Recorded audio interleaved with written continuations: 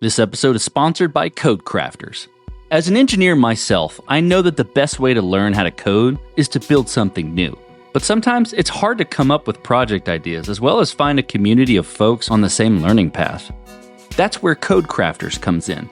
With Code Crafters, you can build something that actually stimulates your mind while strengthening your engineering fundamentals. And you can do so by using your favorite IDE or tools to code and build your own Git, Redis, or HTTP server in the language of your choice. Languages like Rust, C++, or Go. Code Crafters is designed to optimize your learning experience as it's designed for productivity. Sign up today and become a better, more confident programmer. Visit codestory.co/codecrafters. That's CODECRAFTERS to get started and get 40% off your upgrade. Okay guys, I got a serious update for you. You heard me talk about SEMA and the product roadmap radar. I just caught up with Matt, who's the founder there, and he gave me the latest on what they are building. And my mind is blown. The team at SEMA are taking things to the next level. Built around the core of the product roadmap radar, i.e. code and Jira analysis, they are building agent orchestration across the product lifecycle. Picture this. You hook up this system same as before, i.e. integrate your repository and your backlog, Jira today. From that point, SEMA's agent analyzes the codebase and makes suggestions as to what needs to be done next and what could improve, optimize the product. Then, if those tasks are routine, the agent assigns the task to a coding agent, think something like Devin, to complete the minutia, while assigning the human-in-the-loop task to engineers themselves. What you end up with is engineers focusing on building core competency features, while AI handles all the rest. If you're not salivating right now, I don't think you fully understand what this means. But here's what I would suggest. Right now, their product is in a closed beta, and SEMA is looking for folks to sign up for their Product Intelligence Advisory Board. This gives you the opportunity to use the product, give feedback, help shape the future of what's built. Oh, and not to mention additional free usage of the product, potentially through the end of 2026. So, if that fits your workflow and toolset, you need to reach out today. Go to codestory.co/nextlevel, NEXTLEVEL, and reach out to Matt at SEMA to learn more and join the Product Intelligence Advisory Board. Again, that's codestory.co/nextlevel. This episode is sponsored by Postman. Postman is the world's leading API platform, trusted by 98% of the Fortune 500 and over 40 million developers. Tap into APIs from 18,000 plus companies to power agents that make smarter decisions. Learn more at postman.com/podcast/codestory. This message is sponsored by Melee Search. Today, search isn't just a feature, it's a cornerstone. And Melee Search gives your users the experience they need with lightning-fast performance, full-text search, AI usage, and multimodal capabilities. Melee Search delivers relevant results in less than the blink of an eye. Use the promo code CODESTORY at checkout to get 2 months free at meleesearch.com. That's MEILI search.com. As AI started to become a thing, we got together, spun up a small team inside the company and said, if the future is going to be AI accessing data and not apps accessing data, what are the challenges that exist? What problems need to be solved? And we spent a fair bit of time really working through that, getting really deep into the space. And what we realized was that the hardest problem with AI accessing data inside a business is a problem of accuracy and trust. And as everything improves, the accuracy and trust problem is going to be the most important challenge to solve, as it's not going to be connectivity. It's not going to be the format of the API. It's really going to just be accuracy and trust. I'm Tanmai Gopal. I'm the co-founder at PromptQL. This is Code Story, a podcast bringing you interviews with tech visionaries. Spent 6 months moonlighting. There's nothing on the back end. Who share what it takes to change an industry. I don't exactly know what to do next. Took many goes to get right. Who built the teams that have their back. A company is its people. The teams help each other achieve more. I was proud of our team. Keeping scalability top of mind. All that infrastructure was Yes, we've been fighting it as we grow. Total waste of time. The stories you don't read in the headlines. It's not an easy thing to achieve, mind Took you. it off the shelf and dusted it off and tried it again. to ride the ups and downs of the startup life. You need to really want it. It's not just about technology. All this and more on Code Story. I'm your host, Noah Laupart, and today how Tanmai Gopal is giving you custom AI with near-perfect accuracy, enabling you to build reasoning specialized for your business. This episode is brought to you by Paddle. Don't settle for less when you can have more, MOR, with Paddle, your merchant of record. Eliminate the headaches of payments, grow your revenue everywhere, and focus on what you do best, building your product. Get more revenue with less hassle at paddle.com. This episode is brought to you by PropelOff. People take authentication for granted, but it's more than how customers log into your product. It's how you manage your relationship with your users. The easiest way to make authentication your advantage is to use PropelOff. PropelOff is more than just functional. It's powerful. With tools like Managed UIs, Enterprise SSO, robust user management features, and actionable insights, PropelOff adapts as your product grows. And the best part? When auth is effortless, your team can focus on scaling, not troubleshooting. That means more releases, happier customers, and more growth for your business. Save dev time, win over your customers, and propel your business forward with PropelOff. Check them out at propeloff.com. That's PROPELAUTH.com.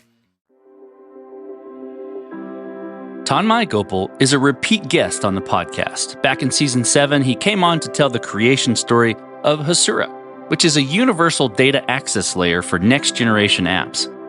He talked through he and his colleagues' frustration with building API after API and taking steps to ensure people wanted to not do that work anymore. As Hasura started to take off, Tanmai started to ask the question around what was the right method for developers, in particular their applications, to access data. With the advent of AI, he and his team dug into what the right problems were to solve with AI, and they identified the main problem with this type of tech was accuracy and trust. This is the creation story of PromptQL. PromptQL is the second product from our company, Hasura. And we got started about 2 years ago and launched our product early this year in January, February. Think of it as a virtual AI analyst inside your organization. Instead of business stakeholders or customers having to talk to a data analyst or data scientist or data engineer to help them get access to data and get access to insights, they instead talk to the AI analyst to get that insight or to set up a workflow on their data. And the existing kind of data team, the data engineers, the scientists, the analysts, they turn into teachers of the AI analyst.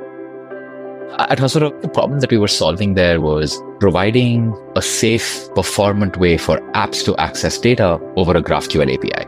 We're saying that, hey, if as application development is becoming faster and developers want better tools, what's the right API that needs to exist for apps to easily access data? And then as AI started to become a thing, our founding engineers and can recruit some folks from Google Search and do it, stuff like that. And we got together and spun up a small team inside the company and said, if the future is going to be AI accessing data and not apps accessing data, what are the challenges that exist? What problems need to be solved? And we spent a fair bit of time really working through that, getting really deep into the space and understanding as AI models continue to improve, what will be the tough problems to solve. And what we realized was that the hardest problem with AI accessing data inside a business is a problem of accuracy and trust. And as everything improves, the accuracy and trust problem is going to be the most important challenge to solve, as it's not going to be connectivity. It's not going to be the format of the API. It's really going to just be accuracy and trust. Everything else will get solved, but that's the piece that'll be hard. And so we spent a lot of time, our lab did a lot of work to figure out what that is. And then when we launched in January, the ramp was insanely powerful. It was really fast. The product was very powerful. And that kind of gave us a adoption ramp for PromptQL amongst our enterprise customers that was really good. So good that we now don't say we're Hasura and our second project is PromptQL. We just say we're PromptQL, just to not confuse people, right? But of course, if you dig in deeper, you'll be like, oh, cool, Hasura, second product, PromptQL. But now we just we're PromptQL. Let's dive into what you would consider the MVP for PromptQL then. So I'm sure it's embedded in that story you just told. How long did it take to build, and what sort of tools in particular are you using to bring it to life? 0 to public beta, which I would say is the MVP that was customer facing, took about 2 years. That's from 0, like all the way from like ideation stage to building. Yeah, I think the core, maybe engineering and AI bit of it was probably shorter, maybe about a year, slightly more than a year, about a year and a half. The kind of tech stack is very much the kind of foundation of the technology. And this is the reason why we were able to leapfrog ahead of a lot of other folks in the ecosystem. If you think about what an AI analyst needs to do, that needs to be something that is accurate. As a user, you want to talk to the AI analyst, give it a question, have it understand your question, go do some stuff with the data, and then respond to you in a way that you can trust it, right? Now, there are multiple parts of this problem. If you look at the bottommost foundational part of the problem, that part is data access itself, which is how is the AI system, whatever this AI system is, it magically understands what you're saying, it's magically accurate. Assume that part is taken care of. How does it actually access the data?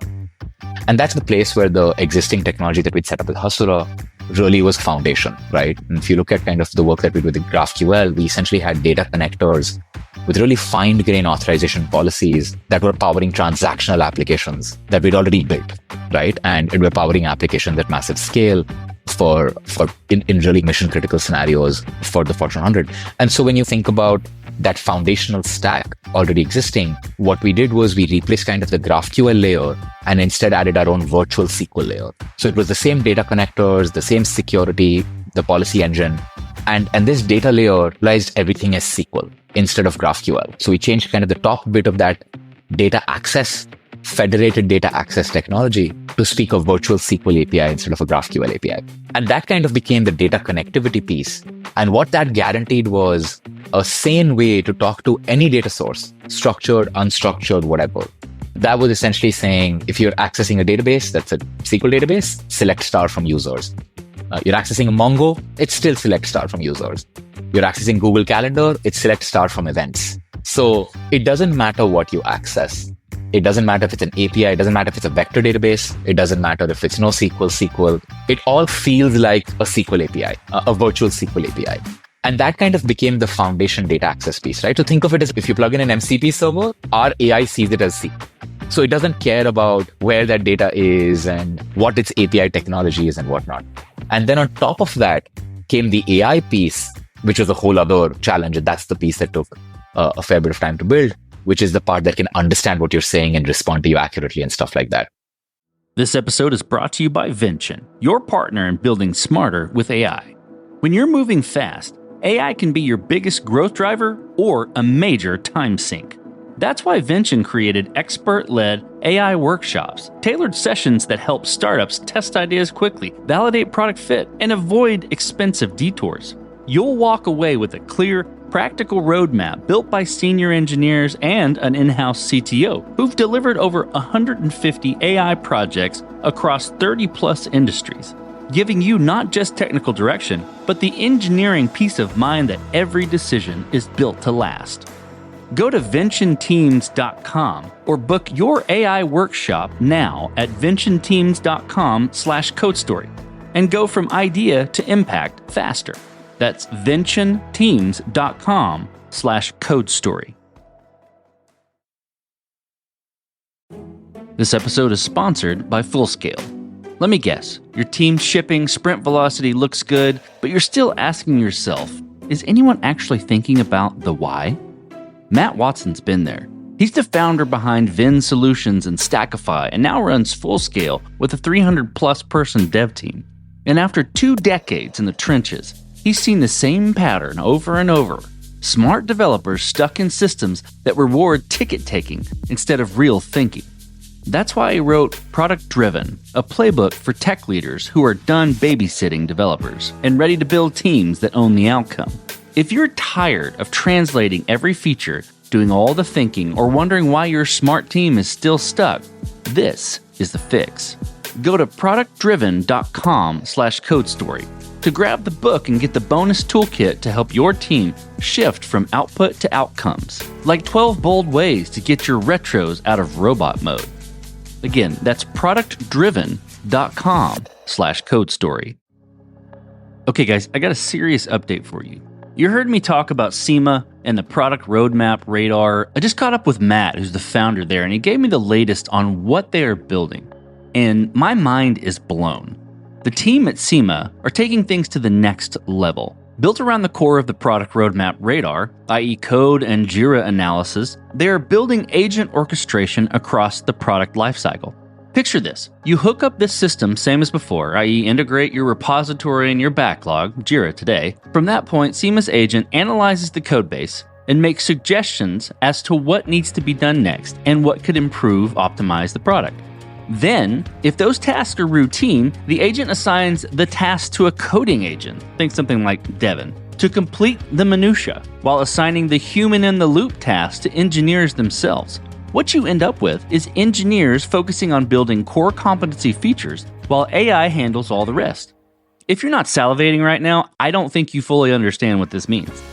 But here's what I would suggest. Right now, their product is in a closed beta, and SEMA is looking for folks to sign up for their Product Intelligence Advisory Board. This gives you the opportunity to use the product, give feedback, help shape the future of what's built.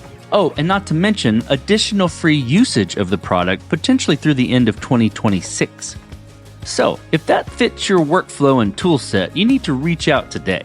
Go to codestory.co/nextlevel, NEXTLEVEL, and reach out to Matt at SEMA to learn more and join the Product Intelligence Advisory Board. Again, that's codestory.co/nextlevel. This episode is brought to you by Paddle. As a startup, you face unique challenges to stay competitive. You and your team need to stay focused on your product, not your payments. You need to do more, MOR, and DIY less. With Paddle. Paddle is your merchant of record, becoming the seller of record for your SaaS transactions, enabling your team to focus on what's important, your product. Paddle handles all payment management across multiple gateways and methods, taking ownership of tax liability while remaining compliant with regulations across all markets. The platform handles all aspects of SaaS billing models, upgrades, add-on, trials, and more. Let's look at the results. MOR revenue optimization is built into Paddle and accounts for up to 16% higher conversion rates, reduced payment failures, localized pricing, and churn prevention, recovering 40% of cancellations. Their developer-friendly tools are API first with comprehensive documentation, removing the burden from your engineers. With Paddle as your merchant of record, you'll generate more revenue, find and keep more customers, grow faster, and stay compliant everywhere. So what are you waiting for? Get more revenue with less hassle at paddle.com. That's actually a perfect point to kind of move forward into the next part of it. I'm curious about how you progressed and matured PromptQL, similar to what we've talked about before. How did you build your roadmap? How did you go about deciding what was the next most important thing to build, to add, or to address with PromptQL? It is two parts of the problem, right? Which is first, what is the core architecture going to be of the AI system that is going to be scalable? And the second part of it that we looked at, especially when it comes to AI, is what is the business problem and use case that we're going to attach ourselves to so that we can keep increasing product market fit, right? Because especially with AI, it's really important to get your first set of customers right, because they will guide the rest of the product journey, right? Everything is so new with but with AI in general, that you can't take an established playbook and apply it, right? You can't say, this is the playbook for building an open source database and commercializing it. This is the playbook for building an observability SaaS solution, right? Or this is the playbook for an on-prem cybersecurity company, right? Like these kind of playbooks over the last 20 years have really matured. We've learned what works, what doesn't work, right? But that doesn't exist for AI. The only thing that can help is the market, right? So the first set of customers that we choose was going to be very important. So what is the business problem that the North Star that we would attach ourselves to that would help us choose the right set of customers? And those are the two real pillars, right? What is the core architecture going to be so that we can keep investing in it and it scales? And second, what is that business North Star going to be that helps us get the right set of customers and keep evolving the product in the right way? I hear you saying we, and this is how we approached Roadmap. How did you build that team? How did you go about building that team? And maybe it's similar to Hasura, but how did you go about deciding that those folks were the right horses to join you? It's a little bit of a founder instinct, I would say, when you've worked with enough people and you know what the right founding engineer and founding member team looks like for different types of the problems, right? And then certain kinds of knowns and unknowns. So it'll be different for everybody. But for us, what really worked was we needed people with kind of a foundation understanding of AI systems, all the way from, say, machine learning systems to LLM systems, not at a AI lab research scientist level where they're thinking about the AI model 2 years from now, not that level of understanding. But let's say anybody at an AI lab who's working as an AI researcher on once the, say, pre-training is done of the model, right? And we knew that we needed that level of understanding of the AI and ML space to be able to really understand what the right AI architecture is going to be. And so that's that first pillar of setting up the right architecture. And you need the right people to figure out the known unknowns, to help navigate the unknown unknowns and set up what that AI architecture is going to be. And so for us, that was very kind of foundational knowledge of like computer science, computer systems, and kind of systems level understanding of how the entire stack works, plus AI ML, foundational knowledge, maybe what I would call like a level of masters or maybe the first few years of your PhD kind of level knowledge of how AI and ML systems work. So that kind of was on the tech side. And then I would say on the business side and go-to-market side, my co-founder and some kind of members of our GTM team when we looked at that side of the team, what we really wanted was, according to our business North Star, we weren't sure till we launched in February whether it's going to be product-led, it's going to be top-down, it's going to be a combination, it's going to be SaaS, like what's the go-to-market motion going to be? So we needed kind of people with enough breadth on playbooks to do rapid experiments and decide what go-to-market motion we were going to go for. This episode is sponsored by Melee Search. In today's digital landscape, search isn't just a feature, it's a cornerstone. And you need a user experience that drives customer satisfaction. You need Melee Search. Melee Search has lightning fast performance, returning answers in less than 50 milliseconds. Yeah, you heard that right. Faster than the blink of an eye. The open source AI search engine is plug and play, so you can get up and running in minutes with smart presets, allowing you to start searching through your data with zero configuration. Melee Search utilizes advanced full-text search and AI, ensuring your results are ultra-relevant with semantic depth. It's multimodal, supporting images, videos, and audio, along with being federated, i.e. searching across multiple data sources. And it's developer-friendly. Whether you're building a content-rich website or enterprise application, Melee Search delivers the experience your users expect and deserve. For a limited time, CodeStory users can get 2 months free.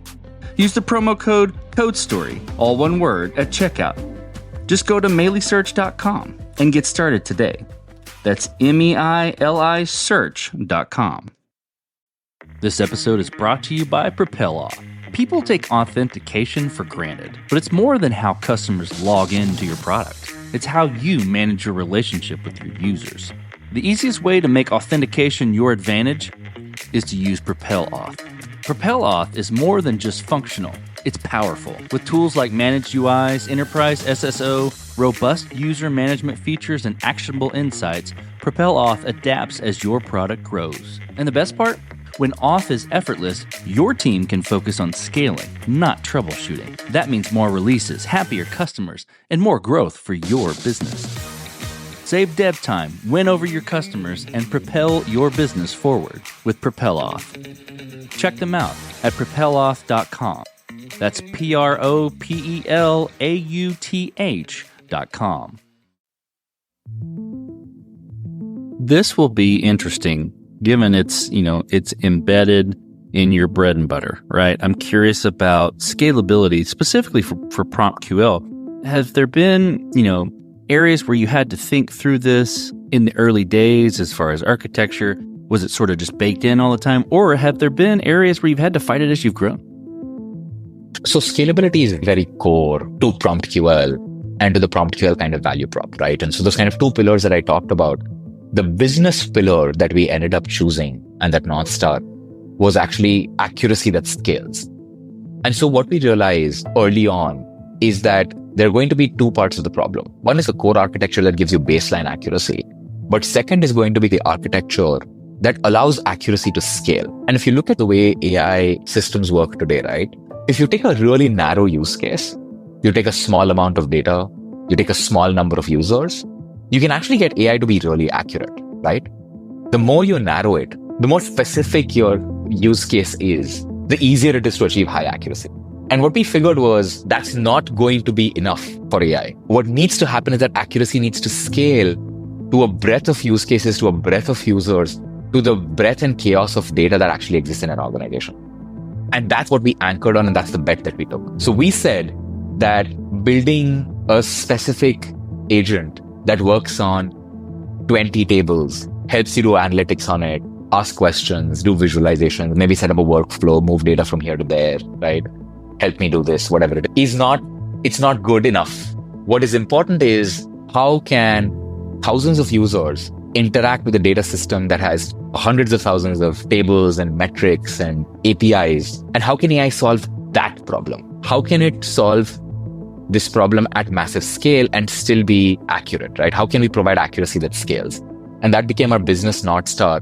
And we realized that was the bet to take. And it was really gratifying last month when that article came out and then where I did an interview with Forbes and with Fortune talking about exactly our experiences. When that report came out of 95% of enterprise AI projects are stuck in pilot, that's exactly what our hypothesis was. And we were saying, hey, most of your AI projects in pilot will work.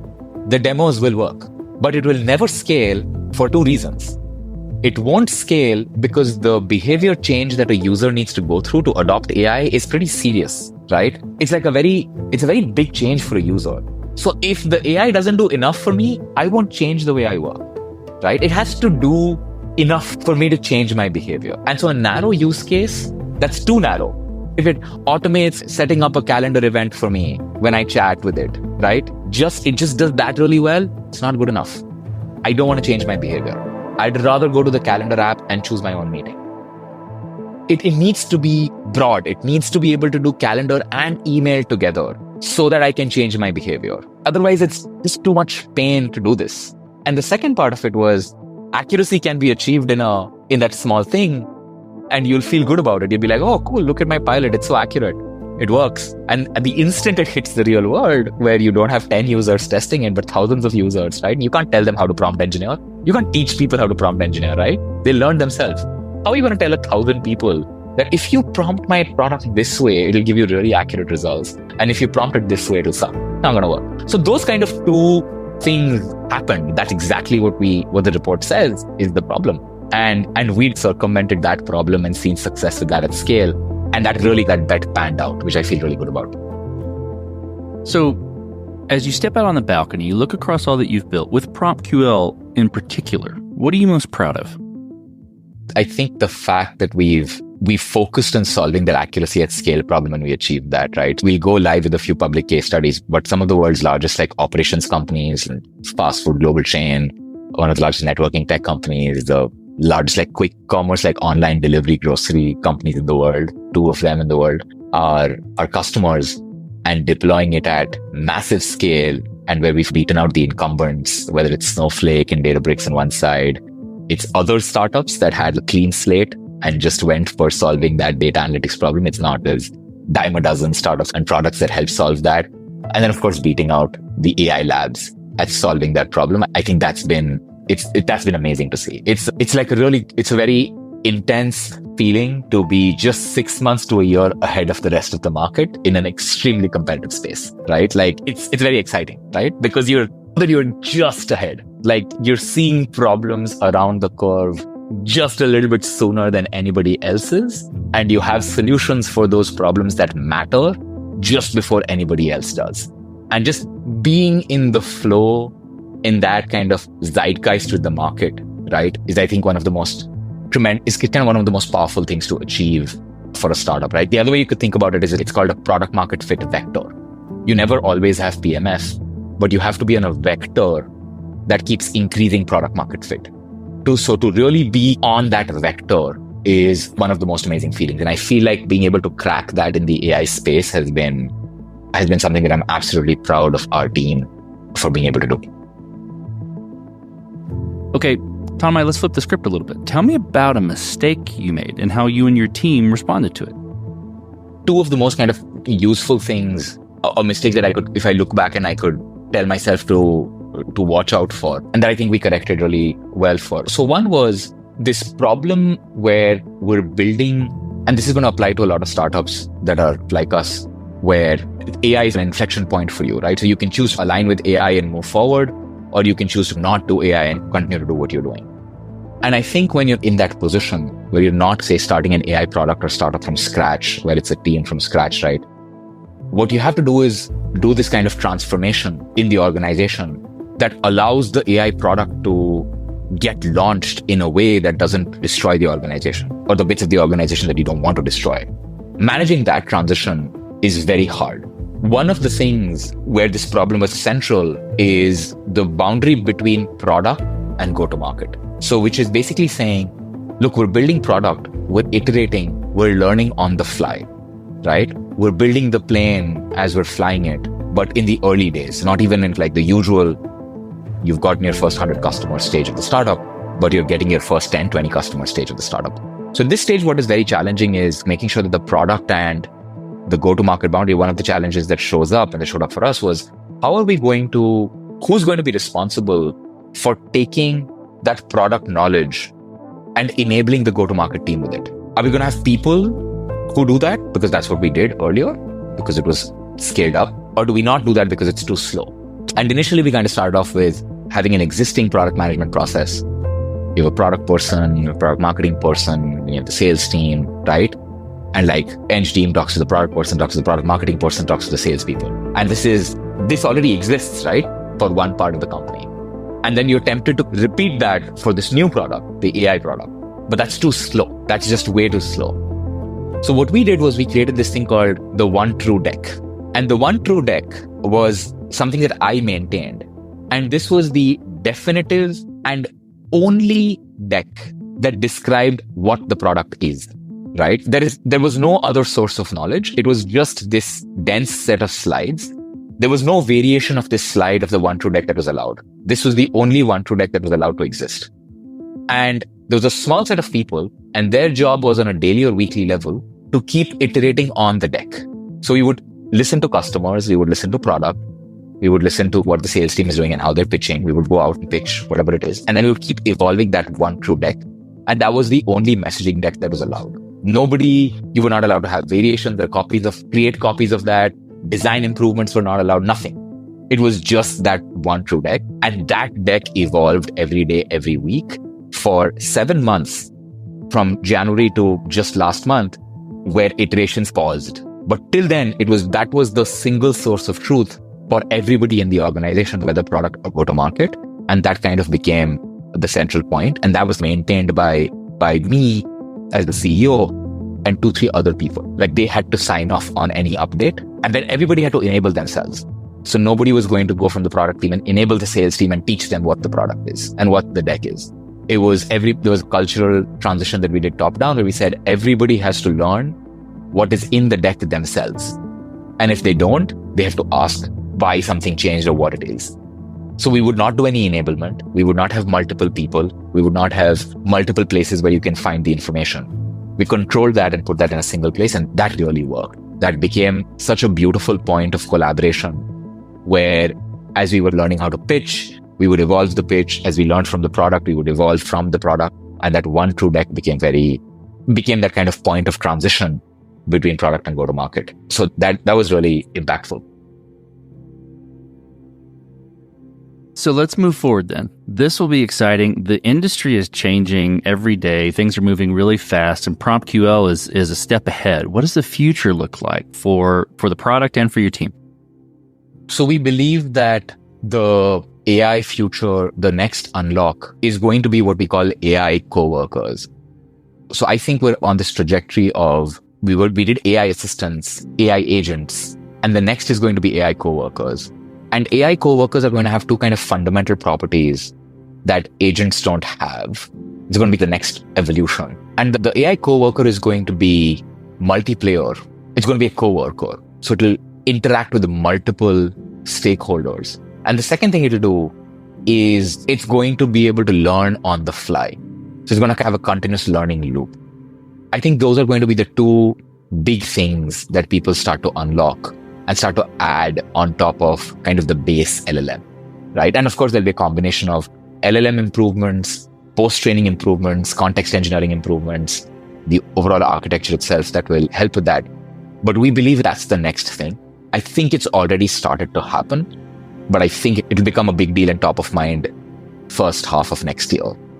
It's already started to happen. You can already see OpenAI and Enterpris starting to talk about AI coworkers. You can already see them tease this idea of multiplayer. Dwarkesh Patel on his podcast talks about the missing thing with AI is its inability to learn on the job. So people are starting to talk about it. I think we are the first AI coworker that exists. We'll go public with it and talk about it a lot more in the next month or so. But I think it'll become an industry standard thing first half of next year.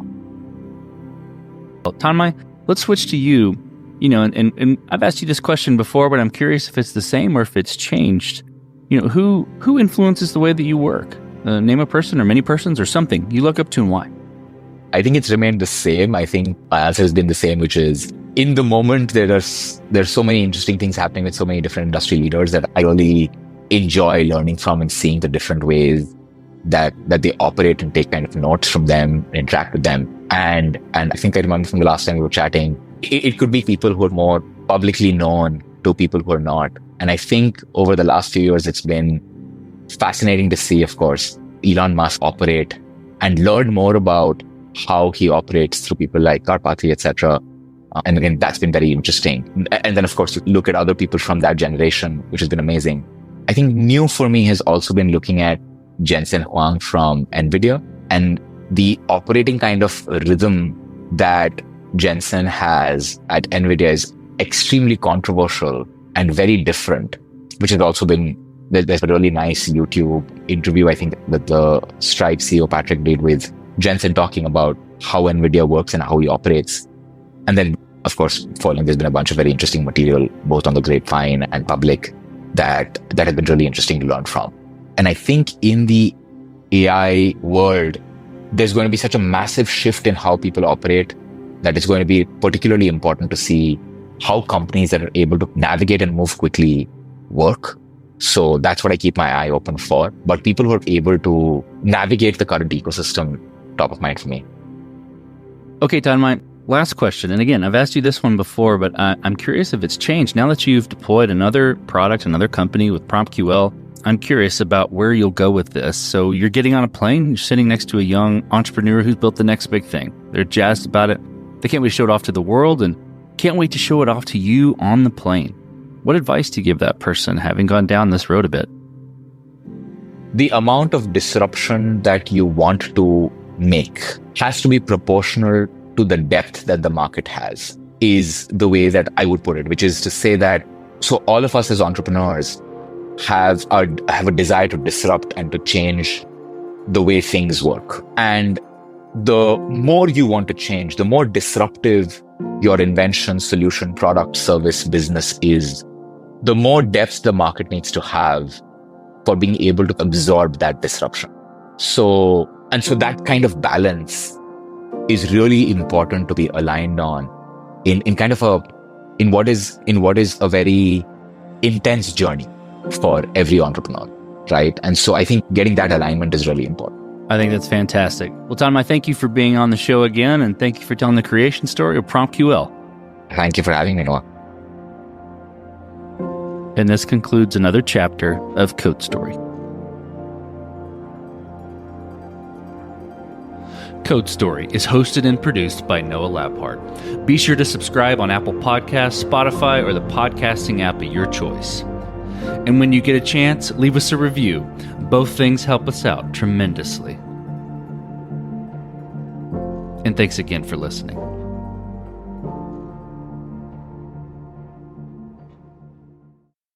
Shopify is a global commerce platform that helps you sell at every stage of your business and sell more with less effort thanks to the Shopify Magic, your AI-powered all-star. Sign up for a $1 per month trial period at shopify.com/redcircle, all lowercase. Go to shopify.com/redcircle now to grow your business, no matter what stage you're in. Shopify.com/redcircle.